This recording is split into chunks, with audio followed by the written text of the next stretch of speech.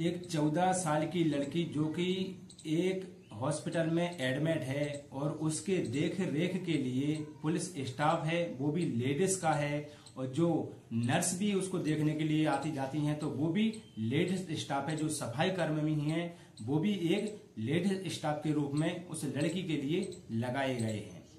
लड़की एक पुरुष जात से उसकी शक्ल देखने से और उसका नाम देखने सुनने पर इतनी भड़क जाती है, इतनी परेशान हो जाती है कि वो चीखने और चिल्लाने लगती है। आज की जो घटना है दोस्तों, वो घटना एक ऐसी है, इसके साथ में एक लड़की के साथ में ऐसी बर्बरता होती है कि वो पुरुष जात से इतनी ज्यादा नफरत करने लगती है कि बहुत ज्यादा। शाम 31 तारीख की बात है, शाम को जब कुछ डॉक्टर उसके पास जाते हैं और उसके पास उसकी जो देखरेख करते हैं और देखते हैं कि लड़की बड़ी गंभीर हालत में है और परेशान हालत में है। आज भी हमें उसके स्वास्थ्य के लिए प्रार्थना करने की बहुत जरूरत है। एक समय एक केस आया था दिल्ली निर्भया कांड, जो कि अगर कहा जाए कि निर्भया कांड से अगर इस कांड को जोड़ा जाए तो ये भी कम नहीं होगा, बल्कि कहा जाए तो ज्यादा होगा। नमस्कार दोस्तों, कैसे हैं आप सभी लोग? आशा करता हूं आप सभी लोग अच्छे होंगे। दोस्तों, ये घटना है महाराष्ट्र पुणे की, जहां पर एक थाना पड़ता है बनवाड़ी क्षेत्र। बनवाड़ी क्षेत्र में एक बुजुर्ग रहते हैं, माता पिता, जिनकी एक इकलौती बेटी रहती है, और जो माता पिता रहते हैं वह एक नर्सरी में काम करते हैं और अपना गुजर बसारा करते हैं। उनकी जो 14 साल की बेटी रहती है वह अपने किसी मित्र से, अपने दोस्त से मिलने के लिए महाराष्ट्र के किसी रेलवे स्टेशन पर जाती है। तब वो वहां पर जाती है और रात के करीबन 10 बज जाते हैं। जो उसका मिलने वाला दोस्त रहता है वो वहां पर नहीं आता है। तभी वो वहां पर एक ऑटो ड्राइवर रहता है और वो उस लड़की पर काफी करीब घंटे और 2 घंटे से नजर जमाए हुए बैठा रहता है, और वो देखता है कि इसके पास में, उसके साथ में कोई नहीं है। तभी वो उस लड़की के पास आता है और उससे पूछता है, तो लड़की उसको बताती है कि हाँ, मैं अपने दोस्त से मिलने के लिए यहाँ पर आई हूँ, पर मेरा दोस्त अभी मेरे से मिलने के लिए नहीं आया है, पता नहीं क्या बात है।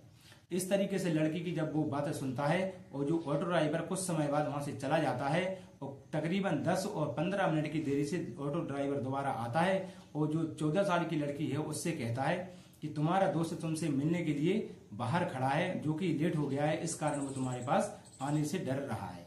लड़की सीधी रहती है और उसकी बात मान लेती है, कहती है ठीक है। तभी लड़की उसके पास ऑटो के पास में जाती है और उसको वो ऑटो वाला एक पानी की बोतल देता है और पानी पीने के लिए कहता है। लड़की उसका पानी पी लेती है और लड़की जो पानी पीती है, ज्यों ही उसको नींद आने लगती है और लड़की उसी ऑटो में गिर जाती है।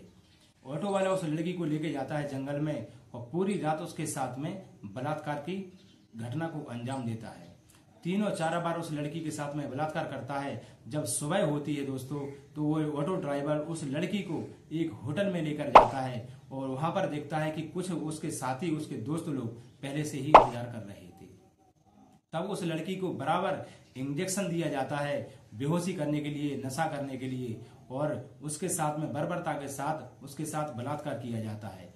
बताया जाता है रिपोर्ट के अनुसार कि उस लड़की के साथ में 10 और 12 लड़के रहते हैं, जो कि ऑटो ड्राइवर मिलाकर 13 हो जाते हैं। तो उसका पूरे दिन बलात्कार करते हैं और पूरी रात बलात्कार करते हैं। करीबन उसके 24 घंटे उसके साथ शरीर के साथ में खिलवाड़ किया जाता है दोस्तों।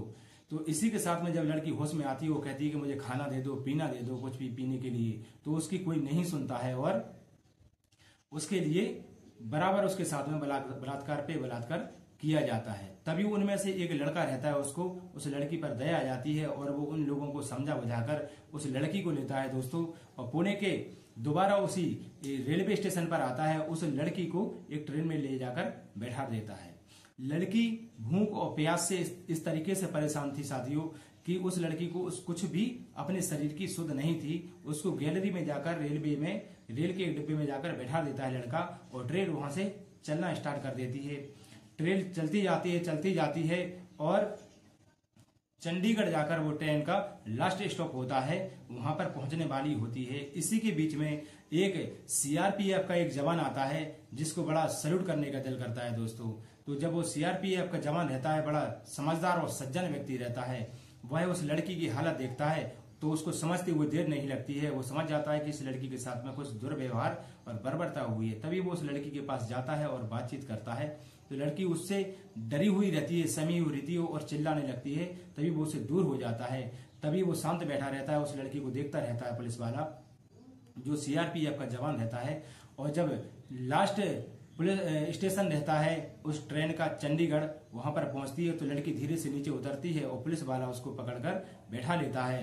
तभी लड़की उस इंसान का साया पाती हुई परेशान हो जाती है। तभी वो इंसान अपनी समझदारी से वहीं के नजदीकी पुलिस स्टेशन में फोन करता है, वहां से महिला पुलिस कांस्टेबल को बुलाता है। तब महिला पुलिस कांस्टेबल उसके पास में आती है, वो उससे बातचीत करती है, जिनका नाम रहता है रेणु शर्मा।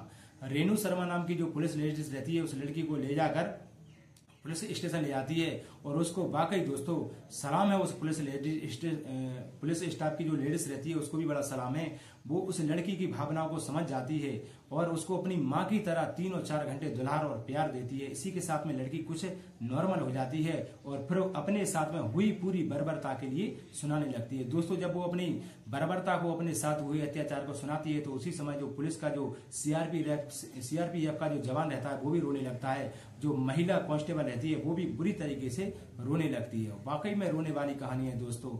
इस तरह किसी के साथ गलत होता है तो इंसान बहुत बुरी तरीके से टूट जाता है। ठीक इसी प्रकार दोस्तों उस लड़की को पुलिस वाले जो लेडीज रहती है वो दोबारा चंडीगढ़ पुलिस स्टेशन में कॉल करती है, महाराष्ट्र के पुणे स्टेशन में कॉल करती है।